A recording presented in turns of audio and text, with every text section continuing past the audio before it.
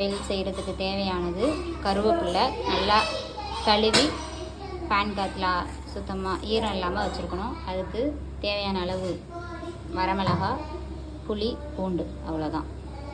இப்போ இது மாதிரி வெறும் வானலில் இந்த கருவேப்பிலையை போட்டு நல்லா முறுமுறுன்னு வறுக்கணும். இப்போ கருவேப்பிலையை பொன்னிறமாக வறுத்தாச்சு. அடுத்து புளியும் பூண்டையும் போட்டு அது கூடவே வரமிளகாய் காரத்துக்கு ஏற்ப போட்டு நல்லா டீப் ஃப்ரை பண்ணணும். கருவேப்பிலை வந்து நல்லா முறுமுறுன்னு வரணும். இது மாதிரி நம்ம வறுத்து எடுத்துக்கணும். நல்லா இது மாதிரி ஃப்ரை பண்ணணும். திரும்பி ஒரு வாட்டி நம்ம என்ன பண்ணலான்னா இந்த கருவேப்பிலையை இதோட சேர்த்து இன்னும் நல்லா ஃப்ரை பண்ணி எடுத்துக்கலாம். நம்ம எந்த அளவுக்கு வந்து எண்ணெயே ஊற்றாமல் சும்மா வறுக்கிறோமோ ரொம்ப நாள் நம்ம வச்சு சாப்பிட்லாம். ஒரு வாரத்துக்கு மேலே வச்சு நம்ம சாப்பிட்லாம், கெட்டு போகாது.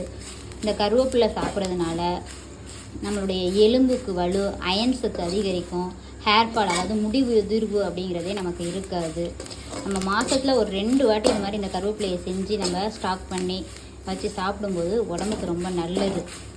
நமக்கு வந்து கருவேப்பிலையுடைய பயன்லாம் தெரியாமல் நம்ம சாப்பாட்டில் இப்போ சாம்பாரில் எதுலையாவது போடும்போது அதை நம்ம தூக்கி போட்டுறோம். அப்படிலாம் தூக்கி போடவே கூடாது. கருவேப்பிலை சாப்பிடும்போது ரொம்ப உடம்புக்கு நல்லது, வலிமையை கொடுக்கும். 2வது முடி உதிர்வு சுத்தமாக இல்லாமல் இருக்கும்.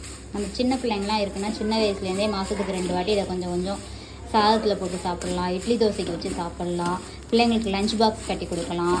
அப்படி நம்ம செய்யும்போது பிள்ளைங்களுக்கெல்லாம் ரொம்ப சின்ன பிள்ளையிலேருந்து நம்ம சேர்க்கும்போது அந்த பிள்ளைங்களுடைய வளர்ச்சி நல்லாயிருக்கும். நம்ம வறுத்து வச்சுருக்கிறது எல்லாத்தையும் நம்ம இது மாதிரி மிக்சியில் போட தண்ணி ஊற்றி அரைச்சி எடுத்தாச்சு. இப்போ நல்லெண்ணெயில் தான் நம்ம என்ன பண்ணணும்னா இது பண்ணணும், தாளிக்கணும். இப்போ நல்லெண்ணெய் ஊற்றியாச்சு. இப்போ இதில் கடுகு போடணும். கடுகு, உளுந்தம்பருப்பு போட்டு தாளிக்கணும். இது மாதிரி புரிஞ்சிருச்சு.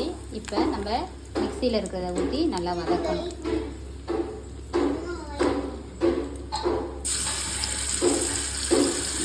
நிறைய நல்லெண்ணெய் சேர்க்கும்போது உடம்புக்கு குளுமையை தரும்.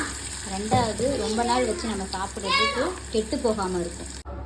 நல்லா எண்ணெய் மேலே பிரிஞ்சு வரணும்.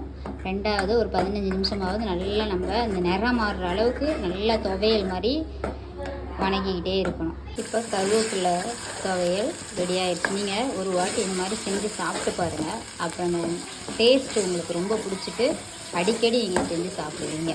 எங்களுடைய சேனலை சப்ஸ்கிரைப் பண்ணுங்கள், லைக் பண்ணுங்கள், ஷேர் பண்ணுங்கள். Thank you viewers.